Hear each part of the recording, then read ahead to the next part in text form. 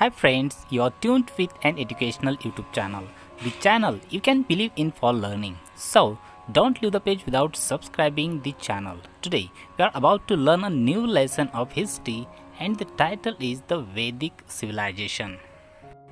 In the present lesson, 5 points will be discussed. They are the Vedic literature, म्हणजेच वैदिक वाङ्मय किंवा वैदिक साहित्य.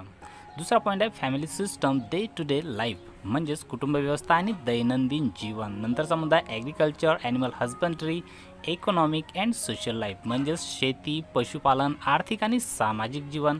त्यानंतरचा मुद्दा असणार आहे रिलिजियस आयडियाज म्हणजे धर्मकल्पना. आणि शेवटचा मुद्दा पॉलिटिकल सिस्टम म्हणजेच शासन व्यवस्था कशी होती या काळामध्ये. बघूया पहिला मुद्दा, द वैदिक लिटरेचर म्हणजेच वैदिक वाङ्मय. The civilisation that is based on Vedic literature is known as Vedic civilisation. वेद वाङ्मयावर आधारलेली संस्कृती म्हणजेच वैदिक संस्कृती होय. The Vedas are considered to be our earliest literature. वेद हे आपले सर्वाधिक प्राचीन म्हणजे सर्वात अगोदरचे साहित्य मानले जाते. The Vedas were composed by many sages or rishis. Some Vedic hymns were composed by women.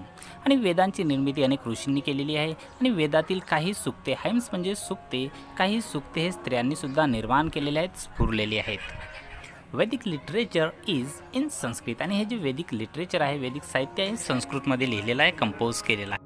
वैदिक literature is very rich and diverse. हे जे वैदिक वाङ्मय आहे हे अतिशय समृद्ध आणि विविधतापूर्ण आहे. The Rigveda is considered to be the first text. आणि ऋग्वेद हा त्यातील मूळ ग्रंथ मानला जातो, सर्वात अगोदरचा ग्रंथ मानला जातो आणि तो ग्रंथ काव्यरूप आहे. It is in the form of verses. Verse म्हणजे काव्य.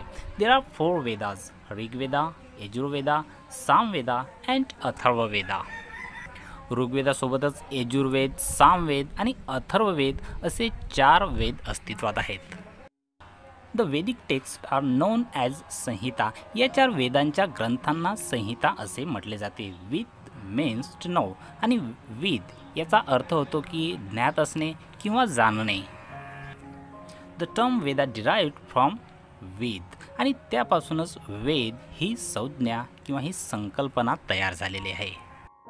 The Vedas have been preserved through the oral tradition. आणि मौखिक पठणाच्या आधारे वेदांचे जतन केले गेले, कारण त्या काळात गुरुकुल पद्धती अस्तित्वात होती. एका पिढीकडून दुसऱ्या पिढीकडे हे जे वेद होते हे वेद सुपूर्द करण्यात आले किंवा ट्रान्सफर करण्यात आले. The Vedas are also called as Shruti. आणि वेदांनाच श्रुती असे सुद्धा म्हटले जाते. यामधील पहिला वेद आहे ऋग्वेदा, ज्यालाच ऋग्वेदा संहिता सुद्धा म्हटले जाते. Each verse of the Veda is known as richa. आणि ऋचांनी बनलेला वेद म्हणजेच ऋग्वेद होय. So the Veda consisting of richas is called Rigveda.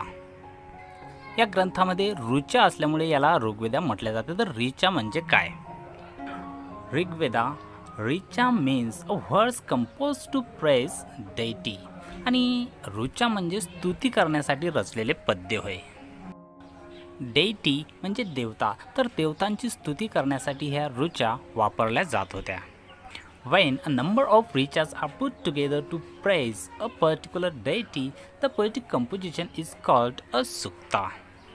अनेक ऋचा एकत्र ठेवून किंवा एकत्र गुंपून एखाद्या देवतेची स्तुती करण्यासाठी तयार केलेल्या काव्याला सुक्त असे म्हटले जाते. The Rigveda consist of many suktas compose to praise different deities. आणि या ऋग्वेद संहितेमध्ये विविध देवतांची स्तुती करणारी सुक्ते आपल्याला दिसून येतात किंवा आहेत. नंतरचा ग्रंथ आहे यजुर्वेदा किंवा Yajurveda Samhita. The Yajurveda contains mantras uttered during a yajna. आणि या यजुर्वेद संहितेमध्ये यज्ञात म्हटले जाणारे मंत्रांचा समावेश आहे. Yajurveda provides guidance about how and when the different mantras must be chanted during yajna rites. यज्ञविधींमध्ये कोणत्या मंत्राचे पठण केव्हा आणि कसे करावे याचे मार्गदर्शन या संहितेमध्ये सांगितलेले आहे. This text includes the verses of poetic incantation and their explanation in prose. या पद्यात असणारे मंत्र आणि गद्यात दिलेले त्या मंत्रांचे स्पष्टीकरण अशी या संहितेची रचना आहे. म्हणजेच यजुर्वेद संहितेमध्ये दिलेले मंत्र हे पद्यरूपात असून त्यांचं स्पष्टीकरण हे गद्यरूपात आपल्याला पाहायला मिळते. नंतरचा ग्रंथ आहे Samaveda Samhita. The Samaveda provides guidance on singing Rigvedic verses to a set rhythmic and tune at the time of yajna rites. त्या काळात काही यज्ञविधीच्या वेळी तालासुरात मंत्रांचे गायन केले जात होते आणि ते गायन कसे करावे याचे मार्गदर्शन सामवेद या संहितेमध्ये केले गेलेले आहे. आणि महत्त्वाची गोष्ट म्हणजे भारतीय संगीताच्या निर्मितीमध्ये सामवेदाचा मोठा वाटा आहे. The Samaveda has contributed in a major way in laying the foundation of Indian music. भारतीय संगीताचा पाया या सामवेद संहिता ग्रंथाने घातलेला आहे असं म्हटल्यास वावगं ठरणार नाही. त्यानंतर आहे Atharvaveda Samhita. The Atharvaveda is named after Atharva Rishi. अथर्ववेदाला अथर्व ऋषीच्या नावावरूनच नाव देण्यात आलेले आहे. This Veda is different from the other 3 Vedas. आणि हा जो वेद आहे अथर्ववेद हा इतर 3 वेदांपेक्षा भिन्न आहे, वेगळा आहे, निराळा आहे. It is more concerned with many things in the day to day life of the people. लोकांच्या दैनंदिन जीवनातील अनेक गोष्टींना महत्त्व दिलेलं आहे या अथर्व वेदामध्ये. It includes solutions to adversities and diseases. माणसाच्या आयुष्यात येणाऱ्या संकटांवर, दुःखांवर करायचे उपाय या ग्रंथामध्ये सांगितलेले आहेत. It also provides information about medicinal herbs. या ग्रंथामध्ये संकटावर तसेच माणसाच्या दुखण्यांवर काय उपाय करायचे हे तर सांगितलेले आहेत, सोबतच अनेक औषधी वनस्पतीच्या माहितींचा सुद्धा समावेश यामध्ये करण्यात आलेला आहे. The Atharvaveda provides guidance to a king about the way he should administer his kingdom. राजाने आपलं राज्य कसं चालवावं म्हणजेच राज्य कसं करावं याचे सुद्धा मार्गदर्शन या संहितेमध्ये करण्यात आलेले आहे. The Brahmana text, Aranyakas and Upanishads were written after the composition of the Sahitas. They are also included in the Vedic literature. संहितांच्या रचनेनंतर ब्राह्मण ग्रंथ, आरण्यके, उपनिषदे यांची सुद्धा रचना केली गेली आणि त्यांचा सुद्धा समावेश वेद वाङ्मयात केला जातो. ब्राह्मणा टेक्स्ट म्हणजेच ब्राह्मण ग्रंथ.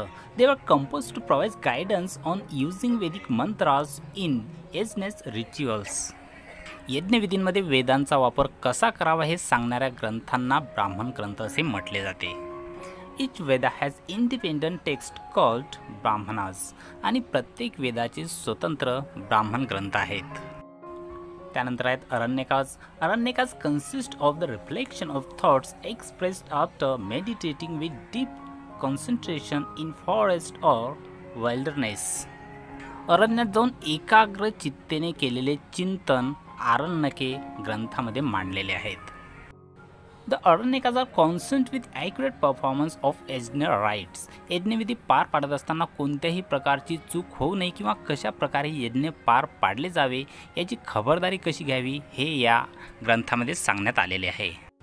नेक्स्ट टर्म आहे Upanishads. The term Upanishads indicate knowledge acquired by sitting at the feet of the teacher. उपनिषद म्हणजे गुरुजवळ बसून मिळवलेले ज्ञान होय.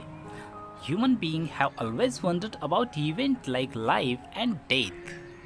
जन्म मृत्यू ह्या घटना कशा घडतात आणि या घटनांबद्दल अनेक प्रश्न मानवाच्या मनात येत असत किंवा निर्माण होत असत आणि त्या प्रश्नांची उत्तरे सहज त्या मानवाला मिळत नसत. It is not easy to find answer to them. The Upanishads discuss such serious and profound issues. आणि अशाच गहन प्रश्नांवर उपनिषदामध्ये चर्चा केलेली आहे. The 4 Vedas, Brahmanas, Aranyakas and Upanishads were composed over a period of 1500 years. 4 वेद, ब्राह्मण ग्रंथ, आरण्यके आणि उपनिषदे रचण्यास सुमारे 1500 वर्षाचा कालावधी लागला. During this long period, the Vedic civilization underwent many changes. आणि हे ग्रंथ रचण्यासाठी जवळपास 1500 वर्षांचा कालावधी लागला आणि त्या कालावधीत वेदकालीन संस्कृतीत अनेक बदल होत गेले. The Vedic literature is an important source for the study of those changes and the day-to-day life in the Vedic period. त्या बदलांचा आणि वेदकालीन लोकजीवनाचा अभ्यास करण्यासाठी वैदिक वाङ्मय अत्यंत महत्त्वाचे साधन आहे.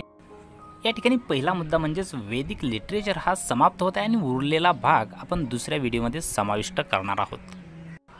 तर वैदिक सिव्हिलायझेशनच्या दुसऱ्या भागात आपण अभ्यासणार आहोत family system, day to day life. Agriculture, animal husbandry, economic and social life सोबतच रिलिजियस आयडियाज आणि पॉलिटिकल सिस्टम असेच महत्त्वपूर्ण व्हिडिओज प्राप्त करण्यासाठी चॅनलला जर अद्यापही सबस्क्राईब केलेलं नसेल तर कृपया चॅनलला सबस्क्राईब करायला विसरू नका.